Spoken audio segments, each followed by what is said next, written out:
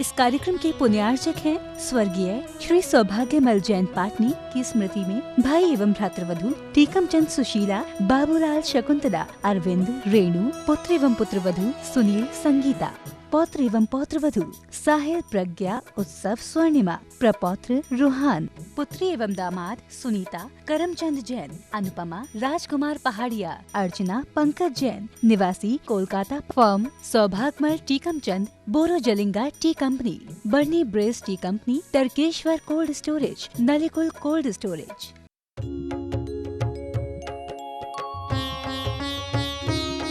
शंका समाधान।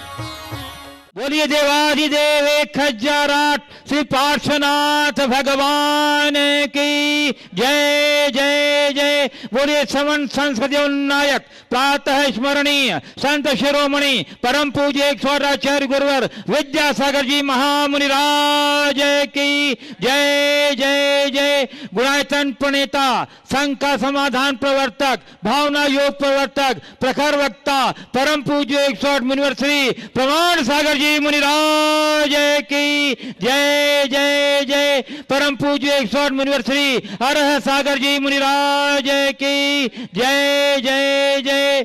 परम पूज्य 105 आचार्य का रत्न दृढ़मती माता जी की जय जय। समस्त आर्यिका संघ की जय जय जय। प्रिय बंधुओं, पारस चैनल, जनवाणी चैनल एवं प्रमाणिक ऐप के माध्यम से प्रसारित होने वाले आज के संघ का समाधान एक कार्यक्रम से जुड़े देश एवं विदेश के सभी श्रद्धालुओं का तथा यहाँ आश्रय क्षेत्र पिसनहरी मड़िया जबलपुर के विशाल प्रांगण के नवनिर्मित पंडाल में यहाँ संघ का समाधान से जुड़े उपस्थित सभी श्रद्धालुओं का आश्रय क्षेत्र पिसनहरी मड़िया की कमेटी की ओर से तथा समस्त जबलपुर के जैन समाज की ओर से हार्दिक हार्दिक अभिनंदन करता हूँ। बंधुओं, मैं देख रहा हूं कि पूज्य गुरुदेव के मंगलमय सानिध्य में जबलपुर के वासियों में अपूर्व उमंग और उत्साह की लहर व्याप्त है और आने वाले दिनों में पूज्य गुरुदेव के सानिध्य में जो वर्णी दिगंबर जैन गुरुकुल में दिनांक 12 तारीख को देवाधिदेव 1000 मुनि श्रीनाथ भगवान का महामस्तकवाद संपन्न होना है और दिनांक 14 तारीख से लेकर के 19 तारीख तक के लिए पंच कल्याणक प्रतिष्ठा महोत्सव संपन्न होना है। उसको ऐतिहासिक स्वरूप देने के लिए और अपनी संस्कार धानी की गरिमा के अनुरूप उसे ऐतिहासिक स्वरूप प्रदान करने के लिए कि संकल्पित है और तन मन धन से पूरी तरह सक्रियता से आप सभी संलग्न हैं। और वैसे तो गुरुदेव का प्रभाव है कि जहां भी जाते हैं इनके सानिध्य में जो भी कार्यक्रम होता है उस स्थान के पिछले सारी कीर्तिमानों को तोड़ते हुए एक नया इतिहास और कीर्तिमान स्थापित करते हैं। एक बार बोलिए जोर से गुरुमुनि श्री प्रमाण सागर जी महाराज की। और मैं आपको लिए चलूं संघ का समाधान की ओर। इसके पूर्व पूरे देश और विदेश के लोग गुरुदेव के आशीर्वाद के लिए बड़े उत्कंठित हैं, तो हाथ जोड़िए, मस्तक झुकाइए और बोलिए मेरे साथ, नमो गुरुदेव, नमो गुरुदेव, नमो गुरुदेव। और चलिए अब मैं आपको लिए चलता हूं संघ का समाधान की ओर। प्रथम प्रश्न के लिए आज यहाँ उपस्थित है हमारे बीच पूर्व प्रदेश मंत्री श्री लखन जी घनघोरिया। श्री लखन जी घनघोरिया प्रथम प्रश्न के लिए सादर आमंत्रित हैं और विधायक भी हैं, अभी वर्तमान में विधायक हैं। एक बार जोरदार करते ध्वनि से अभिनंदन कर दीजिए बंधुओं इनका। परम पूज्य आदरणीय गुरुदेव के चरणों में नमन। वैसे तो आप सबके आशीर्वाद के बाद शंका का कहीं प्रश्न नहीं उठता, लेकिन जो एक अलग प्रकार का दौर समाज में एक भय व्याप्त था कोरोना काल का, कोविड का, और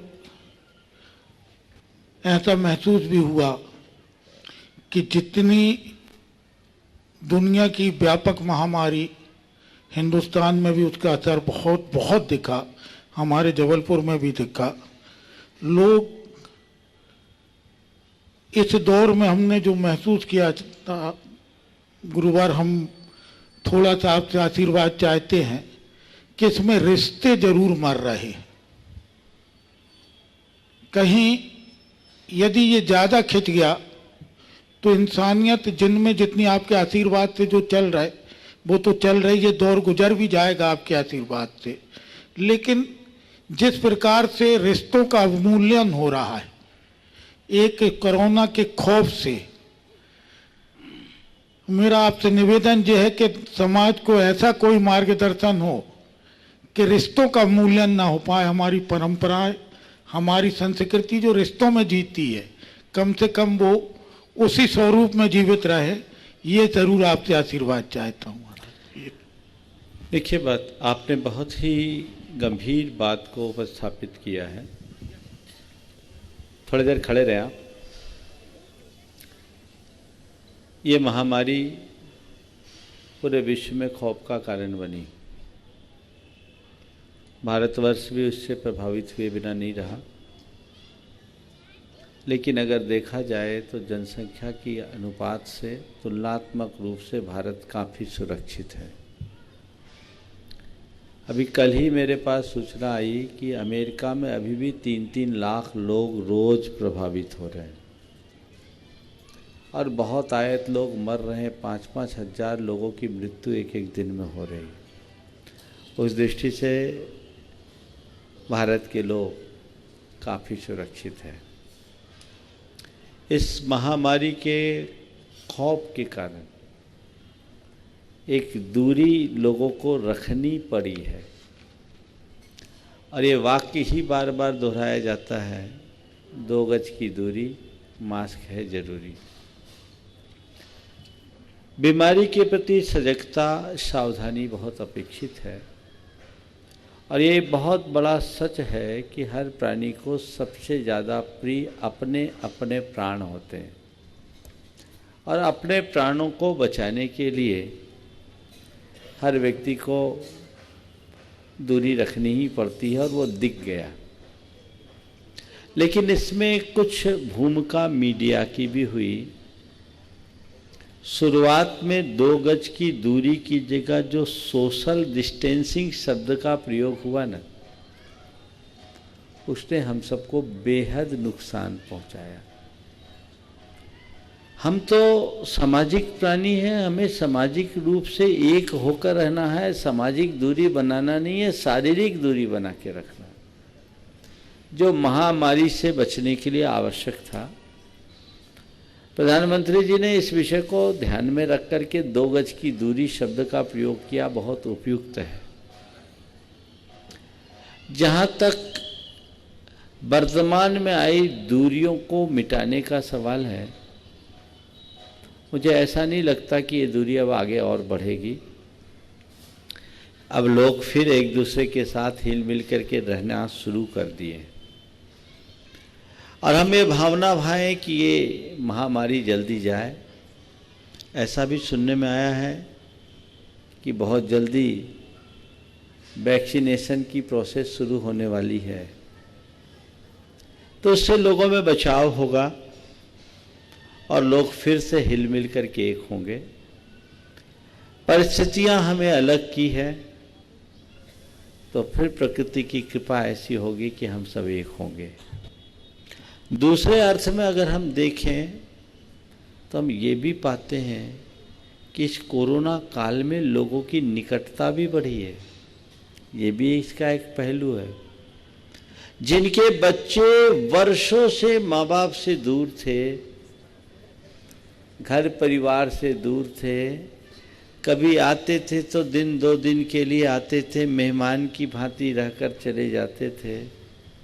इस महामारी ने उन सबको अपने घर का महत्व बता दिया और आज भी वो घर में रह रहे हैं। अब लोग घर से ही काम कर रहे हैं, ये इसका सकारात्मक पक्ष है। इससे परस्परता, बंधुत्व, प्रेम और आत्मीयता जैसे परंपरागत मूल्यों को बल मिला है और जब ये मूल्य प्रतिष्ठित होंगे तभी हम कुछ अच्छा कर सकेंगे। हमारी कोशिश होनी चाहिए कि हम इन मूल्यों की वृद्धि में अपना उत्कृष्टतम योगदान दें। बंधुओं, हमारे बीच यहाँ उपस्थित हैं जैन समाज के निधि के रूप में डॉक्टर निधि जैन तार बाबू जबलपुर से, जिन्होंने सन 2017 में जैन वास्तु विज्ञान पर रानी दुर्गावती विश्वविद्यालय से एक शोध प्रबंध किया जो स्वीकृत हुआ है और अंतर्राष्ट्रीय कॉन्फ्रेंस में भी यह कृति बहुत स्वीकृत हुई है। मैं निधि जी को आमंत्रित कर रहा हूं, वो अपना जिज्ञासा भी रखेंगे। ये इनके शोध प्रबंध दिखा दिया जाए सबको। और इसके बाद तैयार रहेंगी डॉक्टर सरिता जैन, नीता जैन सेठ, जबलपुर। असीम सौंदर्य और पवित्रता के प्रतीक ऐसे दिगंबर पदधारी हमारे गुरुदेव के चरणों में नमोस्तु व माताश्री के चरणों में बंदामी। गुरुदेव, जब ये शोध प्रबंध का कार्य कर रही थी तब जैन आगम ग्रंथ का व वैदिक साहित्य का मुझे अध्ययन करने का व शोध कार्य करने का मौका मिला। इसके अंतर्गत मुझे आज ये एक प्रश्न मन में उपस्थित होता है कि जैन आगम के अंतर्गत, वैदिक साहित्य के अंतर्गत, चाहे ज्योतिष विद्या हो, वास्तुशास्त्र हो, ज्योतिष विद्या हो, अंक ज्योतिष विद्या हो, खगोल ज्ञान हो या निमित्त शास्त्र हो या लक्षण ग्रंथ हो, इनके आधार पर सही तुलनात्मक अध्ययन करते हुए हम बहुत अधिक 100% सही परिणाम पा सकते हैं। तो भी व्यक्ति या समाज का व्यक्ति बहुत अधिक इधर उधर भ्रमण करके अल्प ज्ञान के धारियों से अब उनकी दुकानदारी चलाकर उन मार्गदर्शन लेते हैं और सही जो शोध कार्य जिन्होंने किया है उनकी उपेक्षा करते हैं। ऐसा क्यों होता है गुरुदेव? और इन महान विद्याओं का आखिर ऐसा क्यों है कि हम उपेक्षा कर रहे हैं जिससे ये लुप्त प्राय हो जा रही है? देखिए, सबसे पहले तो मैं आपको इस बात के लिए आशीर्वाद और साधुवाद दूंगा कि आपने काफ़ी श्रम साध्य कार्य किया है और हिंदी एवं जैन ग्रंथों में वास्तुशास्त्र का तुलनात्मक अध्ययन प्रस्तुत करके लोगों के लिए दिया। मैंने इसका ऊपर से अवलोकन किया, पुस्तक तो मेरे पास 3 दिन तक रखी रही, पर हाँ मैंने इसको पलटाई है, पढ़ा नहीं, लेकिन जितना भी मेरी दृष्टि में आया लगा कि ये आजकल की तरह का शोध नहीं है, वाकई में इन्होंने श्रम किया है और ये समाज के लिए एक अच्छी बात है। जहाँ तक वास्तु, ज्योतिष, खगोल, वैद्यक और व्याकरण की बात है, ये सब लौकिक चीज़ें हैं, इन्हें लौकिक विद्या के अंतर्गत रखा है। हमें वास्तु और गणित को, वैद्यक को जैन वास्तु, जैन गणित, जैन वैद्यक बोल के काम नहीं करना चाहिए। 2 धन 2 बराबर 4 अगर जैन बोलेगा तो अजैन भी बोलेगा 2 धन 2 बराबर 4 ही है। ये लौकिक विद्या है और लौकिक विद्या को हमें व्यापकता से स्वीकार करना चाहिए। आज जैनी अगर घर बनाए तो और कोई गैर जैन घर बनाए तो उसे उस घर में जो अपेक्षित शुद्धि है उसका पालन करना चाहिए।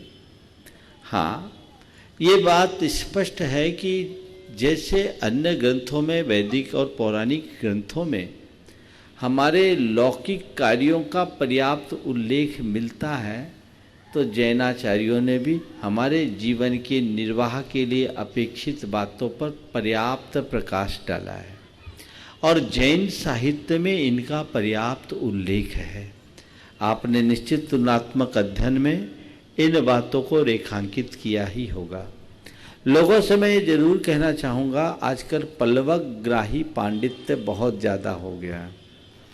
पल्लवग्राही पांडित्य माने बस 4 किताबें पढ़ ली और पांडित्य को प्राप्त कर लिया, और आजकल लोगों का ज़्यादा रुझान विदेशी लेखकों की पुस्तकों के प्रति है और उनके आधार पर लोग बहुत सारी चीज़ों का समाधान बताने लगे हैं। लेकिन हमें अपने मूलभूत जो हमारी परंपरागत वास्तु ग्रंथ हैं, हमें उनका ध्यान रखना चाहिए और उनके अनुसार लाभ लेना चाहिए और उनका ठोस अध्ययन करना चाहिए।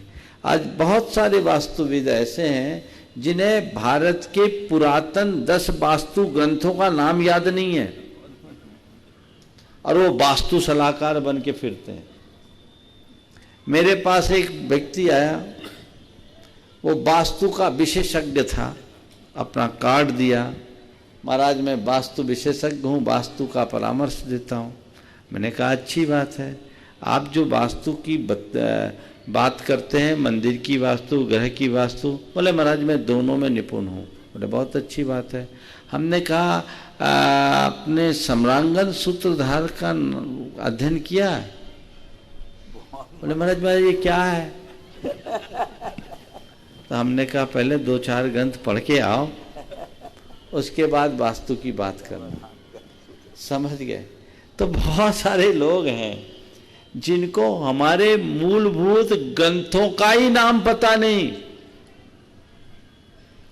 और वे सलाहकार बन गए। और आप लोगों के मन में भी वास्तु का हवा इतना चढ़ा हुआ है कि थोड़ा भी कुछ हुआ तो वास्तु। अरे वास्तु से बड़ा वास्तविकता है, उसको तो समझो। वास्तविकता की उपेक्षा करो और केवल वास्तु में रमो तो काम नहीं होगा। आपने बहुत सही बात कही है। हमें ठोस आधारभूत ज्ञान रखने वाले लोगों को प्रोत्साहित करना चाहिए, प्राथमिकता देनी चाहिए। डॉक्टर सरिता जैन, नीता जैन से जबलपुर, और उसके बाद तैयार रहेंगे दर्पण रोटी बैंक जबलपुर के उत्साही बच्चे यहाँ। नमोस्तु महाराज जी, नमोस्तु महाराज जी। समस्त माता जी को मेरा वंदनामी। महाराज जी, अक्सर करके ये देखा जाता है कि जो लोग विदेश में या बाहर रहते हैं उनका अपने समाज परिवार में उतना विशेष योगदान नहीं रहता, फिर भी उनको प्रायोरिटी बेसिस पे बहुत महत्व दिया जाता है। उनको संघ में भी और सभी जगह मंच भी प्रदान किया जाता है। और जो लोग अपने देश में रहकर अपने परंपरागत व्यवसाय करते हैं, अपने समाज से जुड़े होते हैं, देश से जुड़े होते हैं, उनको उतना महत्व नहीं दिया जाता, यानी मेरे हिसाब से। तो कई बार छोटे जो टीनेजर्स होते हैं और यंग बच्चे होते हैं, उनमें ये मैसेज जाता है कि हमें भी विदेश जाना है, हमें भी बाहर सर्विस करना है, और उधर के चकाचौंध की दुनिया से वो बहुत आकर्षित हो जाते हैं महाराज जी। तो वो क्या है, उनको संभालना बहुत मुश्किल होता है, क्योंकि वो लोग भी दो पार्टों के बीच में पिस जाते हैं बच्चे। देखिए, आपका कहना किसी अर्थ में सही है कि जो बाहर चले जाते हैं उनको विशेष महत्व मिलता है, और घर में रहने वाले लोगों को जो अपना सब कुछ अर्पित करते हैं, समर्पित करते हैं, उन्हें अपेक्षाकृत कमतर आंका जाता है। इसके पीछे 2 दृष्टिकोण हैं। बाहर जाने वाले को महत्व देते रहने से एक फ़ायदा ये है कि उनका मूल से जुड़ाव बना रहता है।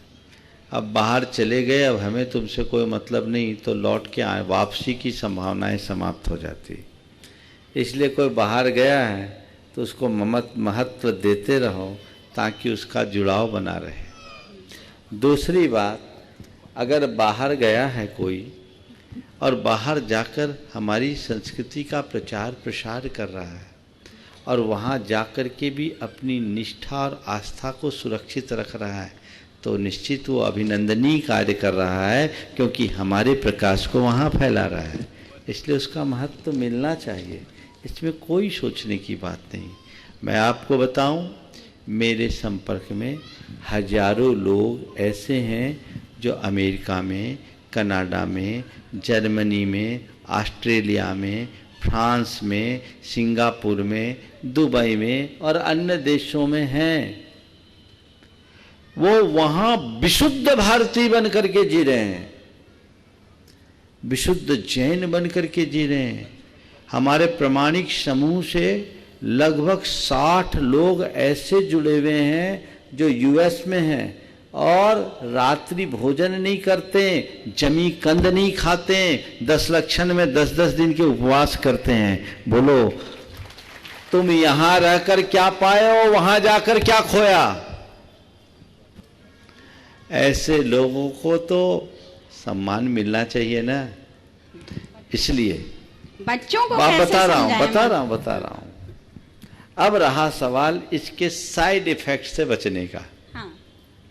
तो बच्चों को बाहर जाने से मत रोको, बच्चे जाते हैं तो जाने दो। देश का विकास कैसे? सुनो तो, आ रहा हूं पूरी बात। बच्चे बाहर जाते हैं तो जाने दो। हाँ।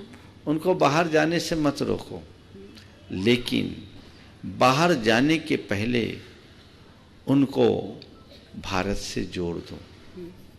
बच्चों के हृदय में ऐसा भाव होना चाहिए कि अभी वो भारत में हैं, यहाँ से चले जाने के बाद उनमें भारत हो,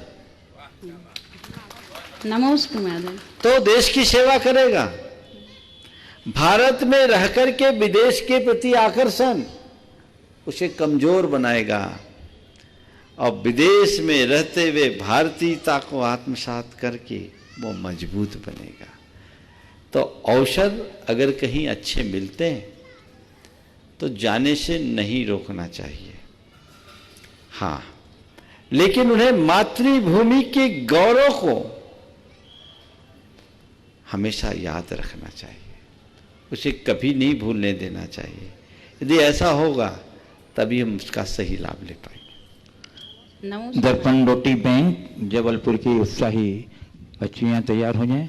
बंधु, मैं बताना चाहता हूं कि ये समाज सेवा के क्षेत्र में बहुत उल्लेखनीय काम कर रही हैं। साप्ताहिक 2 रोटी से जरूरतमंद का पेट भरना, निर्धन बेसहारा निराश्रित बच्चों वृद्धों के लिए कल्याणकारी कार्यक्रम, थैलीसीमा सिलिकेसल जैसी गंभीर बीमारियों से लड़ना, रक्तदान से जरूरतमंद करना आदि कार्यक्रम कर रही हैं। महाराज जी के चरणों में त्रिवार नमोस्तु। महाराज जी, हमारी महड़ी गौरव श्री 105 पावनमती माता जी के आशीर्वाद से हमने समाज हित और धर्म हित में काम कर रहे हैं।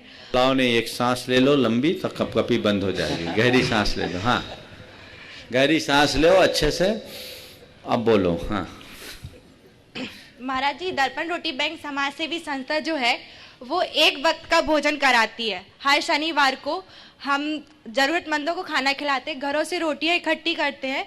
और जो हमारी जो टीम है, टीम में सभी युवा वर्ग है, लड़के हैं और लड़कियां भी हैं और सभी वर्ग के लोग हैं। तो वो लोग अपने अपनी पॉकेट मनी से पैसे इकट्ठे करते हैं और एक पर्टिकुलर प्लेस पे इकट्ठे होते हैं और सब्जी, दाल, सब्जी, चावल, पूरा खाना पैक करने के बाद ऐसे जरूरतमंदों को देखते हैं जो रियल में भूखे होते हैं, उनको एक वक्त का खाना खिलाते हैं। महाराज जी, हमको एक क्वेश्चन करना है इसमें कि हम लीडरशिप कैसे करें, क्योंकि इसकी 18 संस्थाएं चल रही हैं। सभी लोग बोलते हैं कि हमको भी इस संस्था से जुड़ना है, इस संस्था से जुड़ना है, पर हम कभी कभी इसमें निराश हो जाते हैं कि हमको कोई धोखा न दे दे, क्योंकि हम लड़कियां हैं तो हम लोग को लगता है कि क्या पता कौन यूज कर जाए। और बहुत अच्छी बात है, अच्छे कार्य से जुड़ने के प्रति उत्साह होना बहुत अभिनंदनीय कार्य है, लेकिन इस उत्साह में भटकना मत। लोगों के मन की संवेदनाओं को पढ़ना, जो संवेदना से भर करके जुड़ना चाहे उनको अपने हृदय से लगा लेना, और जो नेतागिरी करने के भाव से आए उनके आगे हाथ जोड़ लेना। श्री ऋषभ सुमन जैन मिर्जापुर जगुणायतन के संरक्षक गुरु चरणों के अनन्य भक्त हैं। और उसके बाद तैयार रहेंगी श्रीमती संध्या निशा जैन फैशन जोन लक्ष्मी भंडार जबलपुर। परम पूज्य गुरुदेव के पावन चरणों में बारंबार नमोस्तु नमोस्तु नमोस्तु। परम आदरणीय माता जी के एवं समस्त संघ के चरणों में बंदामी बंदामी बंदामी। गुरुदेव, इस बार नए वर्ष का सेलिब्रेशन कोविड दौर से गुजरा। मनुष्य तो गुजर ही रहा है, ये सेलिब्रेशन भी कोविड दौर से निकला। और एक हमारे मित्र ने 9 वर्ष के ग्रीटिंग्स में लिखा, शुभस्य शीघ्रम, शुभस्य शीघ्रम अशुभस्य काल हरणम। तो गुरुदेव, उसका भाव तो कुछ लगा, लेकिन अभी पूरा अर्थ हमें नहीं मालूम हो पा रहा है। और उसमें एक चीज और लिखा था कि अपने चारों अवस्थाओं में, बाल्याकाल और युवावस्था, किशोरावस्था और वृद्धावस्था में, सभी आवश्यक कार्य, शुभ कार्य शीघ्र ही कर लेने चाहिए। ये जीवन के लिए अच्छा ही होगा, उसका अर्थ यही था। तो गुरुदेव कृपया हम ये समझाएं कि ये शुभ से शीघ्रम अशुभ से काल हरणम का क्या अर्थ होता है। देखिए, सुबह से शीघ्रम समाचरेत एक बहुत पुरानी उक्ति है। कोई भी अच्छा कार्य शीघ्र करना चाहिए, तत्परता से करना चाहिए। आपने बिल्कुल ठीक कहा कि जीवन के हर अवस्था के योग्य कार्य को पूर्ण तत्परता से करना चाहिए, क्योंकि अवसर चूक जाने के बाद कुछ उपलब्धि नहीं हो सकती। दूसरी बात, अशुभस्य काल हरणम, जब हम अच्छे कार्य में तत्परता करेंगे तो अपने आप अशुभ का निवारण होगा। और दूसरा अर्थ ये है कि अच्छाई को तत्काल कर डालिए, बुराई को सदा कल पर टालिए। इसका हिंदी अनुवाद कर दिया मैंने। शुभस्य शीघ्रम समाचरेत, अशुभस्य काल हरणम करे कुरिया। तो शुभ को तुरंत कर डालो, अशुभ को कल पर टालो। समझ गए? तो जब अच्छा करने का मौका आए तो सोचो मत, कर डालो, और बुरा करने का क्षण आए तो उसको कल पर टालो। नमोस्तु। श्रीमती संध्या जैन, श्रीमती निशा जैन, फैशन जोन जबलपुर, लक्ष्मी भंडार जबलपुर, ज्वाइंटली एक प्रश्न पूछ लें और उसके बाद तैयार रहेंगी। श्री राजेश पूनम जैन, पुणे, गुणायतन ट्रस्टी। शिवम सुद्ध बुद्धम ओ सीधे सवाल करो। हाँ। बंदावी माता जी। महाराज जी, ऊर्जा प्रवाह ध्यान में आपने बताया है कि हमें नमो अरिहंताणम 7 बार, नमो सिद्धाणम 5 बार, नमो आयरियाणम 7 बार, नमो वज्रायाणम 7 बार और नमो लोहे शब्द साउणम 9 बार बोलना है। तो ये अंकों की जो रहस्यमय दुनिया है, इसमें इन अंकों को जो घटाया गया है उसका कोई विशेष महत्व है महाराज जी? सबसे पहली बात तो ये ऊर्जा प्रवाह ध्यान में मैंने बताया ही नहीं, कहाँ से ले आई हैं? ऊर्जा ध्यान में है महाराज जी, जो अपन घेरा बनाते हैं रंगों से। अच्छा, वो पुराना वाला होगा जयपुर में। हाँ, मैं रोज करती ना महाराज जी, तो मेरे उसमें रंगों को भी घटाया महाराज जी। हाँ, प्रश्न हाँ, पूरा हाँ, नहीं हुआ है। सुनो, 1 मिनट महाराज जी, हाँ, पूरा प्रश्न कर लेना चाहिए। हाँ, महाराज जी, जो रंगों को घटाया है तो नमो अरिहंताणम यहाँ और ब्रह्मरंध्र में नमो सिद्धाणम बोला, तो सीरीज से क्यों नहीं लिया? नमो अरिहंताणम के बाद नमो सिद्धाणम ब्रह्मरंध्र में क्यों लिया महाराज जी? ये जो है ये बहुत पुराना है, जयपुर का है। अच्छा। और इसके बाद ऊर्जा प्रवाह का जो नया प्रारूप है आप उसे लीजिए। ये नमोकार मंत्र के ध्यान में है। अच्छा। ये उस समय का है जब भावना योग का प्रवर्तन नहीं हुआ था। अब जो ताजा है ना उसका प्रयोग कीजिए। महाराज जी, वो वाला जो नल जैसे पूरे ऊपर से धारा गिरती है। हाँ, वो करिए। हाँ। और दूसरी बात जो भावना योग के साथ जुड़ी हुई है, ये ऊर्जा प्रवाह में 5 स्थान जो हमारे शरीर के बताए हैं, वो पंच परमेष्टि के मूल बीजाक्षरों से जोड़कर हमारे शरीर के अलग अलग ग्रंथियों को सक्रिय करने के लिए। अच्छा।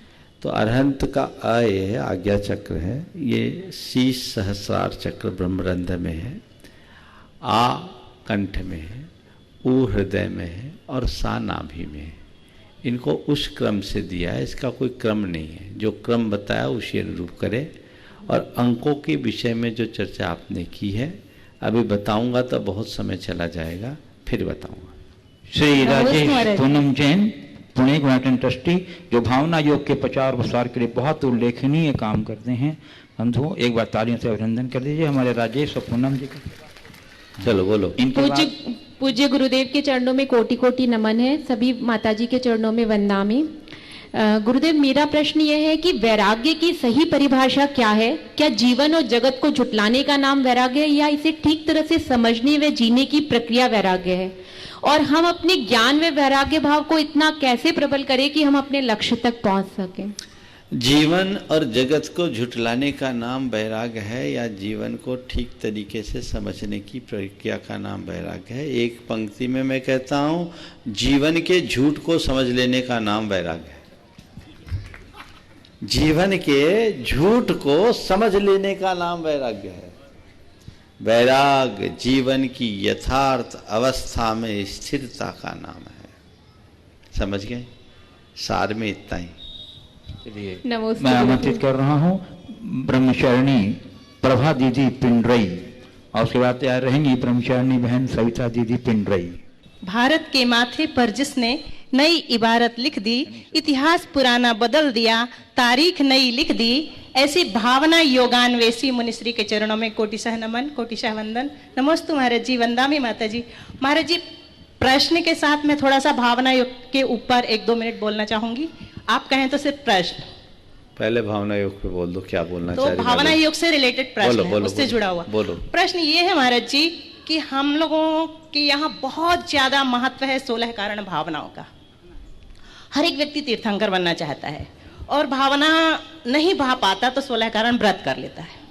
हम लोगों के यहाँ बहुत ज़्यादा महत्व है 12 भावनाओं का, उससे वैराग्य बढ़ता है। हम 12 भावनाएं नहीं भा पाते, जैसा कि कार्तिकेय अनुप्रेक्षा आदि महान ग्रंथों में कहा गया है, तो हम शाम को पाठ कर लेते हैं। हमारे यहाँ बहुत ज़्यादा महत्व है 5 भावनाओं का, व्रतों की पुष्टि के लिए, समृद्धि के लिए। जब हम वो सब नहीं कर पाते तो हम प्रतिक्रमण कर लेते हैं। तो हम समझते हैं भावना योग जिसने किया, एक बार कर लिया, तो उसे समझ में आ जाएगा कि वो जो कर रहा है वो सुसंगत है या नहीं, ये तो आप बाद में बताएंगे। लेकिन हम भावना योग के बारे में ये कहना चाहेंगे कि योग शब्द जो है युज धातु से निष्पन्न है, जिसका अर्थ है विखंडित चित्त को एकाग्र करना, जोड़ना, एक सूत्र में बांधना। और वो शब्द जुड़ा हुआ है भावना के साथ। भावना शब्द अपने आप में बहुत महत्वपूर्ण है, जिसे हम हजारों बार मुनिश्री महाराज, पूज्य महाराज जी के मुख से सुन चुके हैं। उसमें उनका बहुत तो कीमती समय बर्बाद नहीं करूंगी।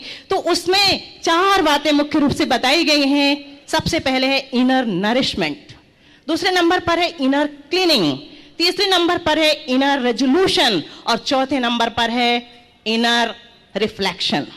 जिसमें से 2 अगर हम कर लेते हैं तो चारों हमारे जीवन में आ जाती हैं। वो क्या है? सबसे पहले इनर नरिशमेंट यानी कि प्रार्थना, और उसके बाद अगर हमने इनर क्लीनिंग कर ली तो समझ लीजिए कि इनर रेजोल्यूशन हो गया और इनर रिफ्लेक्शन तो हो ही गया। तो इनर जो पहली चीज है प्रार्थना, इनर नरिशमेंट, उसके बाद जब हम इनर क्लीनिंग करते हैं तो उससे क्या होता है, हमारे अंतरंगे की पूरी सफाई हो जाती है, टॉक्सिसिटी बाहर निकल जाती है। एकदम ऐसा लगता है कि हम आकाश में उड़ने लायक हो गए और जब हम मरेंगे तो हमारा कपूर के समान शरीर यही समाप्त हो जाएगा। ऐसा हल्कापन महसूस होता है महाराज जी, ये मेरा अनुभव है। शायद बाद में भूल जाऊं, बता दूं कि 22 मार्च से लगातार मैं भावना योग कर रही हूं और इतने लंबे समय तक करने के बाद मुझे ऐसा लग रहा है कि इतनी हल्की हो गई हूं, जहां तक नकारात्मकता का तो शब्द ही नहीं है। तो इन 2 चीजों को, इनर क्लीनिंग जो विशेष है वो कैसे की जाती है ये हमें पता ही नहीं है, तो हम करेंगे कैसे? इसलिए महाराज जी से आके लोग बार बार पूछते हैं, महाराज जी इतने दिन से तो भावना योग कर रहे हैं लेकिन सकारात्मकता क्यों नहीं आई? उसकी वजह क्या है? उसकी सफाई जैसी हमें करनी थी अंतरंग की, हम कर ही नहीं पाए।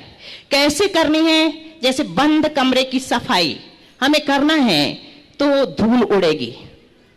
अगर हम हिम्मत करके सफाई कर लेते हैं और फिर आसन बिछा करके उसमें बैठते हैं या बिस्तर बिछा करके उसमें लेटते हैं तो वो व्यक्ति बताएगा उसको कितना सुकून मिल रहा है। ऐसे ही जिसने अपने अंतरंग की सफाई कर ली, उस भावना युक्त करने वाले से पूछे कि उसको कितना सुकून, कितना चैन, सर्वार सिद्धि में पहुंचे जैसा लगता है। तो कैसे करना है? उन कमांड्स को हमें दोहराना है। सफाई करने के लिए निरंतर लगना है, एक बार नहीं। महाराज जी ने तो 108 बार कहा था कल, हम कहते हैं 434 बार हर एक कमांड्स को दोहराओ। अगर बार बार करते हैं तो 7 बार, और अगर दिन में कम बार करते हैं तो कम से कम 434 बार। इसका प्रभाव महाराज जी हमने अनुभव किया है। और मीना जो अभी अस्वस्थ हो गई थी वो 434 बार कमांड को दोहरा कर स्वस्थ हुई है। ये आश्चर्य की बात है। देखते ही देखते, तो कल ही हम पिंडरई में थे, 4-5 पेशेंट को भावना योग करने के लिए 434 बार कमांड्स दोहराने के लिए कहा, जिसमें ऊर्जा प्रवाह जरूरी है, जो कि अभी हम सबने सुना। अगर ऊर्जा प्रवाह हमने नहीं किया, उन अनंत शक्तियों को अपने अंदर प्रवेश नहीं करने दिया, तो वो स्पेयर एनर्जी, अतिरिक्त एनर्जी हमें नहीं मिलेगी और हम जहां के तहां खड़े रहेंगे। तो महाराज जी सकारात्मकता इससे निश्चित रूप से बहुत ज्यादा आती है, और जब आ जाती है तो नकारात्मकता दूर रह जाती है। और जैसे स्वस्थ हूं, मैं स्वस्थ हूं, मैं स्वस्थ हूं, ऐसा जब हम दोहराते हैं तो भले ही हम रोगी हों लेकिन फीलिंग स्वस्थ होती है। नमस्ते महाराज जी, सॉरी, क्षमा चाहते हैं। बहुत अच्छा अनुभव आपने अपने भावना योग का बताया। नमोकार मंत्र भी हम लिखते हैं। किसी त्यागी व्रती के मुख से पहली बार भावना योग का इस तरह से व्याख्यान विवेचन हुआ है। मैं एक सलाह दूंगा, अगर लोग अपनी सामायिक में इसे स्थान देना शुरू कर दें तो उनकी सामायिक जीवंत सामायिक हो जाएगी। अभी हमने व्रतियों के लिए भावना योग का एक प्रारूप प्रतिभा स्थली में दिया है। वो उन व्रतियों के लिए है जो व्रती हैं, उनके लिए आम जनों से हटकर है। बहुत शीघ्र वो भी उपलब्ध हो जाएगी। क्यों विजय हो गया? वो व्रतियों वाला प्रतिभा स्थली वाला लोड हुआ है। 1-2 दिन में अपलोड हो जाएगा। तो वो अगर लोग ले 48 मिनट की पूर्ण सामायिक उसके माध्यम से हो सकती है और उससे उनके जीवन में व्यापक बदलाव आ सकता है। महाराज जी, हमने सिर्फ एक बार करना शुरू किया था, अब 2 बार, 3 बार, 4 बार और कब 5 बार हो गया पता ही नहीं चला। बहुत सुंदर। नमस्ते महाराज। ब्रह्मचारी बहन सविता दीदी पिंडई उपाध्याय रहेंगी। ब्रह्मचारी बहन अर्चना दीदी शिवनगर। नमस्ते महाराज जी। महाराज जी, जब सीता जी की पूर्व पर्याय थी वेदमती का, तो उन्होंने मुनि आर्य को संदेह की दृष्टि से देख लिया था, तो उनको लोक अपवाद हुआ था, तो उनको रामचंद्र से वियोग हुआ। लेकिन रामचंद्र जी का क्या कारण था जो उनको सीता जी का वियोग सहन करना पड़ा? अभी कुछ दिन पहले एक शंका समाधान में मैंने कहा था कि हर कार्य कर्म के ही कारण हो, ऐसा एकांत नियम नहीं है। कुछ दैववशात भी होता है, कुछ भवितव्यवशात भी होता है। किसी पुराण में नहीं लिखा कि रामचंद्र जी का वनवास क्यों हुआ, पर एक संयोग था, उसे संयोग के रूप में लेना चाहिए। और इस विषय में अभी एक यहीं पर तो शंका समाधान में विस्तार से कहा है। तो हाँ, इधर माता जी का प्रश्न था, उसके उत्तर में हाँ पारसनाथ भगवान के संदर्भ में बात की। ब्रह्मचारी बहन अर्चना दीदी शिवनगर, और उसके बाद पूज्य 105 आर्य का संयमती माता जी से मैं प्रार्थना करूंगा अपने प्रश्न लिए। गुरुदेव के चरणों में बारंबार नमोस्तु करते हुए, मुनिद्वय के चरणों में बारंबार नमोस्तु, सभी माता जी के चरणों में बारंबार वंदना। महाराज श्री, मेरा प्रश्न यह है कि भीड़ में शब्दों का और अकेले में विचारों का नियंत्रण कैसे होना चाहिए? बहुत अच्छी बात है। भीड़ में शब्दों का और अकेले में विचारों का नियंत्रण कैसे होना चाहिए। देखिए, भीड़ में अगर शब्दों के नियंत्रण का अभ्यास करना चाहते हैं तो बस एक ही बात दिमाग में रखिए कि मेरे वचन बड़े कीमती हैं। अपने मन में एक कमांड दें, मुझे बोलने से पहले तोलना है, तोल कर बोलना है, तो हमारे शब्दों का कभी स्खलन नहीं होगा। और अकेले में विचारों का नियंत्रण तब हो सकता है जब हम अपने हृदय में भाव विशुद्धि को जगा करके रखें। भाव शुद्धि को प्रधानता देंगे, विचारों में नियंत्रण आएगा। और हमेशा ध्यान रखें, विचारों की भीड़ हमें भटकाती है। हम भीड़ में रहें या कहीं, विचारों की भीड़ नहीं होनी चाहिए, विचारों को सही दिशा देनी चाहिए। भाव शुद्धि का अभ्यास करके हम अपने विचारों को नियंत्रित करने में सक्षम बन सकते हैं। भाव सिद्धि कैसे करेंगे महाराज जी? भाव शुद्धि के लिए भावना योग है, नियमित करो। प्रतिदिन करने लगे, आपसे नियम ले लिया जब से। बहुत सुंदर। पूज्य संयमती माता जी, उसके बाद संरक्षणी सभा तैयार रहेंगे अपने प्रश्न के लिए प्रतिनिधि के रूप में। श्री दिगंबर जैन संरक्षणी सभा जबलपुर, धर्म संरक्षणी। वाह। परम पूज्य अध्यात्म योगी आचार्य वर श्री विद्यासागर जी मुनि महाराज की जय। परम पूज्य 108 श्री प्रमाण सागर जी मुनि महाराज की जय। परम पूज्य 108 श्री अरह सागर जी मुनि महाराज की जय। परम पूजनीय 105 आर्य श्री दृढ़मती माता जी की जय। नमस्ते महाराज जी। एक शंका है, भीम और बाहुबली के पास बहुत शक्ति थी, बहुत बल था, ऐसा उन्होंने अपने पूर्व जीवन में कौन सा कार्य किया था जिसके पुण्य के प्रभाव से उनको इतनी शक्ति और इतना बल मिला था? देखो, बाहुबली का तो स्पष्ट है, मुनियों की वैयावृत्ति की थी, पुराणों में आता है। तो जो सेवा करता है वो समर्थ शरीर पाता है। भीम जी के विषय में भी संभवतः ऐसी ही कथा है। उसने पूर्व भाव में खूब सेवा शुश्रूषा का कार्य किया। तो जो जितनी ज़्यादा सेवा शुश्रूषा का कार्य करेगा वो उतना सुंदर सबल शरीर प्राप्त करेगा। महाराज जी, और रावण को तीर्थंकर प्रकृति का बंध कब हुआ था? अभी हुआ नहीं है, अभी होगा। अभी तो वो नरक में सड़ रहा है। नहीं तो किस नियम के कारण से, मतलब उन्होंने... अभी तीर्थंकर प्रकृति का बंध नहीं हुआ है, अभी तो नरक भोग रहा है।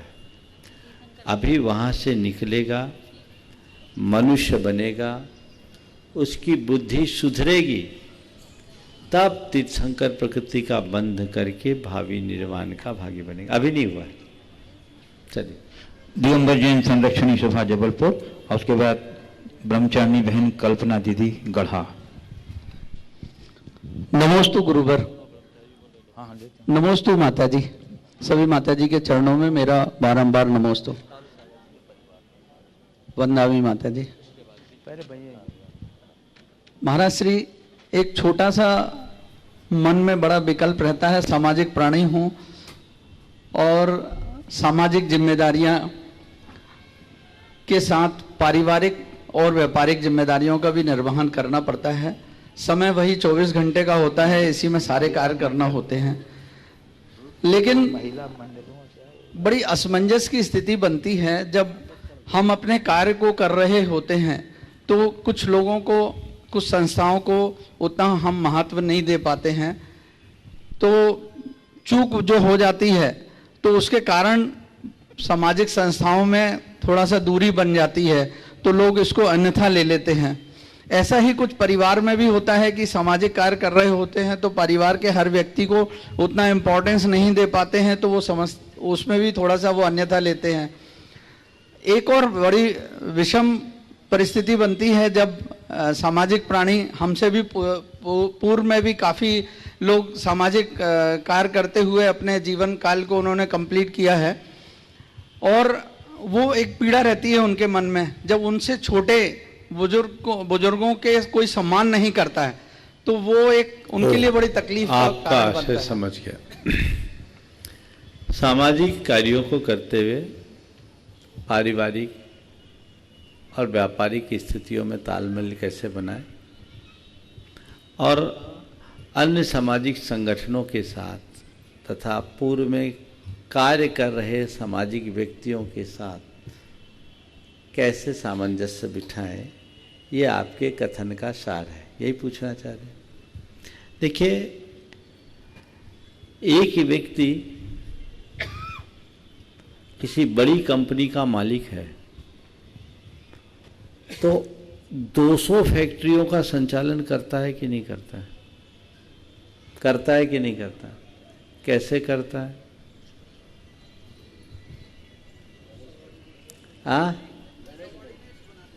कोऑर्डिनेशन नहीं, मैनेजमेंट, सबऑर्डिनेट्स बनाते हैं किसके बल पर? ये मैनेजमेंट की कुशलता है।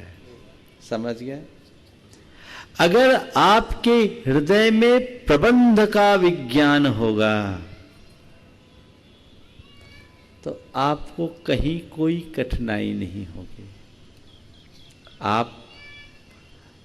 मैं तो ये मानता हूं, जो व्यक्ति जितना जवाबदार होता है और जितना व्यस्त होता है, दायित्वों का पालन वह उतना ही अच्छे से कर सकता है। सामाजिक, पारिवारिक, व्यापारिक या धार्मिक कर्तव्य बहुत आसानी से पूरे हो सकते हैं, बशर्ते हमारी प्राथमिकताएं सुनिश्चित हो। सामाजिक कार्य करना और सामाजिक दायित्व को ओढ़ लेना बड़ा अंतर है। कुछ लोग होते हैं जो सामाजिक कार्यकर्ता होते हैं और कुछ होते हैं जो सामाजिक दायित्व को ओढ़ करके चलते हैं कि मेरे बिना कोई कर ही नहीं सकता। कार्य करो, दायित्व पालो, ओढ़ो मत। इसी तरह व्यापार तो प्रबंध से चलता है। मेरे संपर्क में ऐसे अनेक लोग हैं जिन्होंने व्यापार जगत में शिखर को छुआ है, लेकिन वे बहुत फ्री रहते हैं, समाज के लिए भी काम करते हैं, परिवार को भी समय देते हैं और धर्म का भी काम करते हैं। क्यों? बिजनेस भी ग्रोथ कर रहा है। किसके बल पर? मैनेजमेंट ऐसा है। समझ गए? आज मैं आपको एक बात कहता हूं, मेरी नजर में अच्छा कार्यकर्ता वो नहीं जो 100 का काम करता है। मेरी नजर में अच्छा कार्यकर्ता वो नहीं जो 100 का काम करता है, अच्छा कार्यकर्ता वो है जो 1000 से काम लेना जानता है। तो प्रॉपर कोऑर्डिनेशन होना चाहिए और उसी के अनुरूप मैनेजमेंट होना चाहिए, तो आपके दायित्वों के अनुपालन में कहीं कठिनाई नहीं होगी। जहाँ तक अन्य सामाजिक संगठनों और समाज सेवियों के साथ तालमेल बनाने की बात है, हमें गुणग्राही बनना चाहिए, लोगों के अनुभवों का लाभ लेना चाहिए, अच्छे लोगों को हमेशा उनसे राय लेनी चाहिए, उन्हें सम्मान देना, बहुमान देने में कोई किसी भी प्रकार की कमी नहीं करनी चाहिए। और यदि हमसे कहीं कोई चूक हो जाए, भले वो गैर इरादतन भी हो, एहसास होते ही हाथ जोड़ने में निपुण रहना चाहिए, उदार बनकर के क्षमा मांगने को तैयार रहना चाहिए, कहीं कोई कठिनाई और दुविधा नहीं हो। बाल ब्रह्मचारिणी बहन कल्पना दीदी गढ़ा, उसके बाद तैयार रहेंगे बाल ब्रह्मचारिणी अन्नू भैया जी जो शहपुरा भेटौनी। ओह चलिए, मुनिवर दे के चरणों में नमस्तु, आर्यका संघ के चरणों में बंदामी। महाराज श्री, परमार्थ की दृष्टि हो चाहे लौकिक दृष्टि, राग देश में परिणति अच्छी नहीं मानी जाती। इससे बचें कैसे? तो मैंने भोपाल चातुर्मास में आचार्य भगवान के मुख से एक सूत्र वाक्य सुना था, आपसे इसकी व्याख्या चाहूंगी कि अगर राग देश से बचना चाहते हो तो महासत्ता का चिंतन करें। महासत्ता का मतलब क्या है? सब एक है, न कोई अच्छा है न बुरा, कोई बड़ा है न छोटा, सभ्य शुद्धा हो शुद्ध नया, ये महासत्ता है। ये हम आप सब समान, समानता की अनुभूति, न कोई प्रिय है न कोई अप्रिय, न कोई बड़ा है न कोई छोटा, न कोई इष्ट है न अनिष्ट, न कोई अच्छा है न बुरा, तत्वतः तो सब समान है। ये सोच हमारे हृदय की क्षमता को बढ़ाती है। इसी बात को अध्यात्म शास्त्र में अलग अर्थ में भी दिया है, वो है आत्मौपौम्य की भावना। सबको अपने समान मानो। गीता में श्री कृष्ण ने इस बात को रेखांकित करते हुए कहा, आत्मौपौम्येन सर्वत्र समम पश्यति योर्जुन, सुखम वा यदि वा दुखम स योगी परमो मतः। हे अर्जुन, संसार के समस्त प्राणियों को जो अपने समान देखता है, सुख हो अथवा दुख, हर स्थिति में अपने समान देखता है, वह परम योगी है। यही महासत्ता का चिंतन है जो हमें अद्वैत की ओर ले जाता है, जो हमें निश्चय की ओर ले जाता है। उधर ध्यान दें। बाल ब्रह्मचारी अन्नू भैया जी शहपुरा भेटौनी, जो वर्तमान में उदासीन आश्रम मिश्री झारखंड में रहकर साधना रहते हैं और लोगों की साधना में सहयोगी बन रहे हैं। और उसके बाद तैयार रहेंगे बाल ब्रह्मचारी त्रिलोक जी वर्णी दिगंबर जैन गुरुकुल, और उसके बाद डॉक्टर अरविंद जी जैन तैयार रहेंगे। हे मुनिवर, आपने यह हुनर कहाँ से सीख लिया? युद्ध किया भी नहीं और सबके दिलों को जीत लिया। ऐसे मुनिवर के चरणों में बारंबार नमोस्तु करते हुए महाराज श्री, प्रश्न कल सुबह के प्रवचन से है, श्रद्धा जब समर्पण में ढलती है तो निराकारता को प्राप्त होती है, ऐसा मैंने कहीं पढ़ा था। पर कभी कभी ऐसा देखने में लगता है कि जिसके प्रति हमारा समर्पण है, कभी कभी ऐसा क्यों लगता है कि उन्होंने हमारी उपेक्षा की है? देखो, समर्पण करने के बाद भी यदि ये बुद्धि चल रही है तो इसका मतलब अभी समर्पण हुआ ही नहीं है। उपेक्षा का आभास कब होता है? जब मन में अपेक्षा होती, और अपेक्षा के शेष रहते समर्पण नहीं टिक सकता। मैंने अनेकशः इस बात पर प्रकाश डाला है कि समर्पण है क्या? अपनी इच्छा शक्ति को अर्पित करने का नाम समर्पण है। अपनी निर्णय शक्ति को अर्पित कर देने का नाम समर्पण है। और अपनी समझ शक्ति को अर्पित कर देने का नाम समर्पण है। समर्पण कोई हंसी खेल नहीं है। जब मेरी इच्छाएं चले गई तो अपेक्षा कहाँ बची? जब मैंने अपनी समझ को ही अर्पित कर दिया तो फिर ये अच्छे और बुरे का विकल्प कहाँ रहा? और जब मैंने सामने वाले के निर्णय को ही अपना निर्णय मान लिया तो ये सवाल ही कहाँ रहा? तो हम लोग बात समर्पण की कर देते हैं, लेकिन हमारे भीतर का जो अहम प्रत्यय है ना, वो बीच बीच में रुकावट प्रकट कर देता है। उसे जब तक हम विलीन नहीं करेंगे, सच्चे अर्थों में समर्पण परिभाषित नहीं हो सकता। बाल ब्रह्मचारी त्रिलोक जी, वर्ण दिगंबर जैन गुरुकुल, और बाद डॉक्टर अरविंद जैन तैयार रहेंगे। कल हमने पदम प्रभु भगवान का अभिषेक किया था और आने वाले कल में बरनी गुरुकुल में विराजमान मुनिश्रवतनाथ भगवान का महामस्तकाभिषेक करने जा रहे हैं। मेरा प्रश्न यह है मुनिश्री कि प्रतिदिन जो हम अभिषेक में प्रातः काल की बेला में भगवान का अभिषेक करते हैं, उस अभिषेक में और समारोह पूर्वक मुनिवर की साक्षी में जो अभिषेक होता है, इन दोनों में क्या अंतर है? रोज भोजन करते हैं उसमें और किसी भोज में जाकर खाते हैं उसमें क्या अंतर? समझ गए?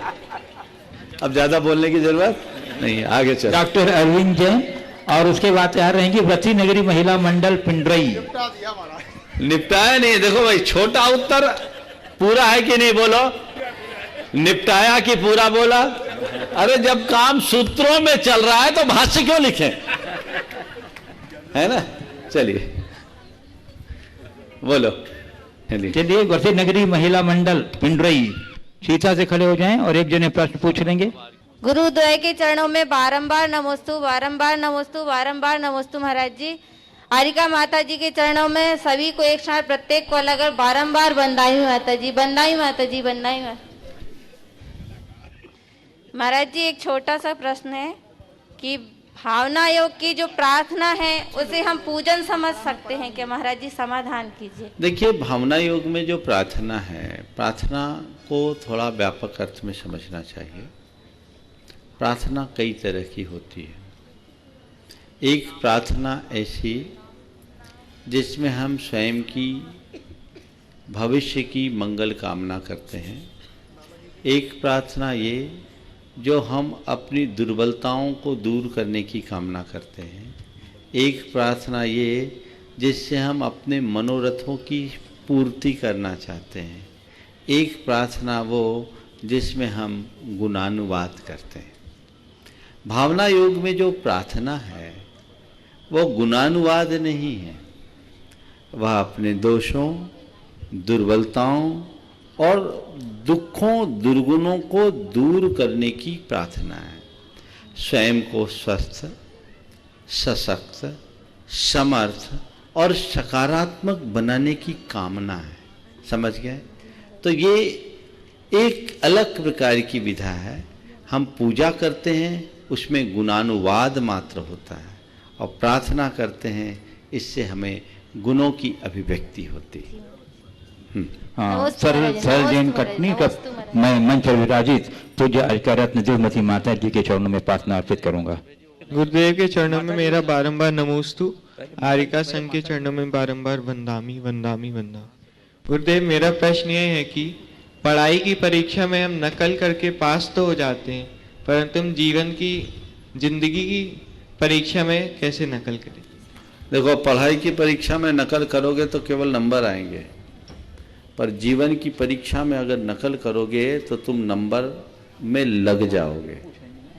ध्यान रखना, पढ़ाई की परीक्षा में नकल करने वालों की अकल बढ़े ये कोई जरूरी नहीं, पर जीवन की परीक्षा में यदि हम अपने पुरखों का अनुकरण करते हैं, उनकी नकल करते हैं, तो 100% सफल होंगे, उनसे सीख मिलेगी।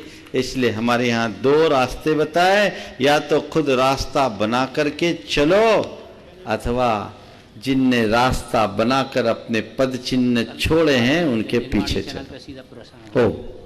नमोस्तु पूज्य आचार्य रत्न दिलमती माता जी, और उसके बाद तैयार रहेंगी मनीषा जैन पनागर। कल 10 बजे से 10:40 तक जिनवाणी चैनल पर महाराज श्री के मुखारविंद से होने वाले शांति धारा का श्रवण एवं अभिषेक का कार्यक्रम चालू रहेगा। तालियां का अनुरोध न करेंगे। आपको जिनवाणी चैनल विशेष कल सुबह का मुनि सुब्रतनाथ भगवान के वर्णी गुरुकुल की जो महामस्त का अभिषेक शांति धारा चलो है वो बस माता जी पूछने। हाँ, माता जी के बाद मनीषा जैन पनागर तैयार रहेंगे। नमस्ते मुनि महाराज श्री। महाराज श्री जी, आप किसी भी कार्य को निर्णय करने के लिए जब विचार करते हैं, चाहे वो समाज से संबंधित हो, अपने व्यक्तिगत साधना से संबंधित हो, अथवा कोई धार्मिक अनुष्ठान संबंधी हो, तो उसमें मेरा ये निर्णय सही है, ये किस बेस पर मान करके चलते हैं, इसको स्पष्ट कर। देखिए, निर्णय लेने की क्षमता एक नैसर्गिक प्रतिभा होती है। जिस मनुष्य के हृदय में औचित्य गुण का सद्भाव होता है, उसे निर्णय लेने के लिए कभी सोचना नहीं पड़ता।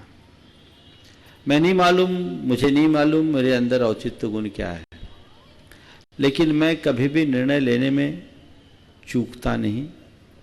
और यदि कभी चूकवश मुझसे कोई गलत निर्णय हो गया तो मैं अपनी दृढ़ता और कुशलता से उस गलत निर्णय को भी सही में बदलने में सक्षम रहता हूँ। वो सामर्थ्य कैसे? मेरे जीवन में ऐसे बहुत कम प्रसंग आए हैं जब मुझे अपने किसी निर्णय से पश्चाताप करना पड़ा।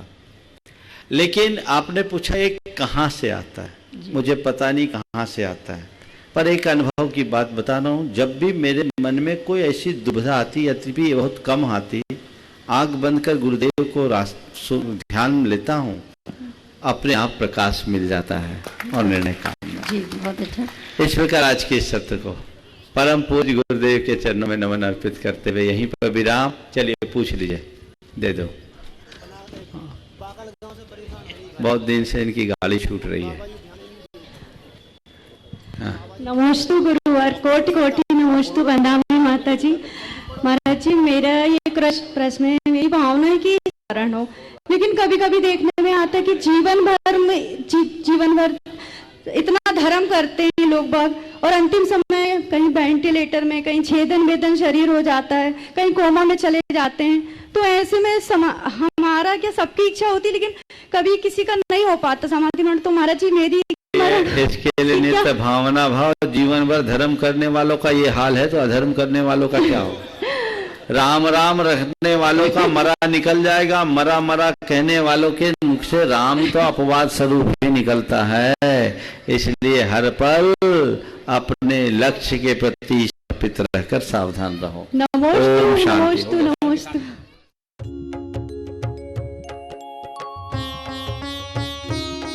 शक का समाधान। इस कार्यक्रम के पुण्यार्जक थे स्वर्गीय श्री सौभाग्यमल जैन पाटनी की स्मृति में भाई एवं भ्रातृवधु टीकमचंद सुशीला, बाबूलाल शकुंतला, अरविंद, रेणु, पुत्र एवं पुत्रवधु सुनील, संगीता, पौत्र एवं पौत्रवधु साहिल, प्रज्ञा, उत्सव, स्वर्णिमा, प्रपौत्र रूहान, पुत्री एवं दामाद सुनीता, करमचंद जैन, अनुपमा, राजकुमार पहाड़िया, अर्चना, पंकज जैन, निवासी Kolkata, firm Saubhagyamal Tikamchand, Boro Jalinga tea company, Burnie Braes tea company, Tarkeshwar cold storage, Nalikul cold storage.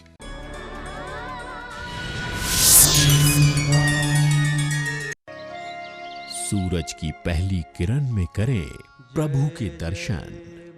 स्वर्ण कलश में प्रासुक जल हो, फिर करें प्रभु का अभिषेक। देखिए जिन अभिषेक एवं शांति धारा। जिन मंदिरों में होने वाले अभिषेक एवं शांति धारा को जिनवाड़ी चैनल